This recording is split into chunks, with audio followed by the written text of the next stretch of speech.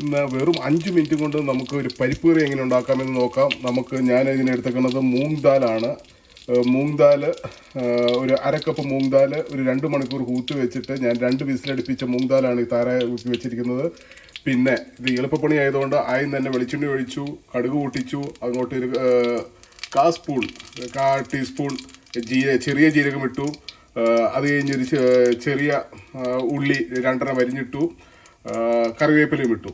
ഇത് നല്ലോണം മൂത്തതിന് ശേഷം ഇതിലേക്ക് ഒരു 4 ചെറിയ ഉള്ളി ചെറുതായിട്ട് അരിഞ്ഞേക്കണത്, ഒരു തക്കാളി ചെറുതായിട്ട് അരിഞ്ഞേക്കണത്, 5 ഗാർലിക്ക് അതായത് വെളുത്തുള്ളി അരിഞ്ഞേക്കണത്, ഒരു ചെറിയ ഇഞ്ചി ഒരു ചെറുതായിട്ട് അരിഞ്ഞേക്കണത്, ഇതെല്ലാം കൂടി നമുക്ക് ഇട്ട് കൊടുക്കാം. എന്നിട്ട് ഇത് നല്ലോണം ഒന്ന് വഴറ്റുക. ഇത് നല്ലോണം ഒന്ന് വഴറ്റിയതിന് ശേഷം ഇതിലേക്ക് ഒരു 1/2 സ്പൂൺ മഞ്ഞൾപ്പൊടി ഇട്ട് കൊടുക്കുക. മഞ്ഞൾപ്പൊടിയും ഒരു 1/4 സ്പൂൺ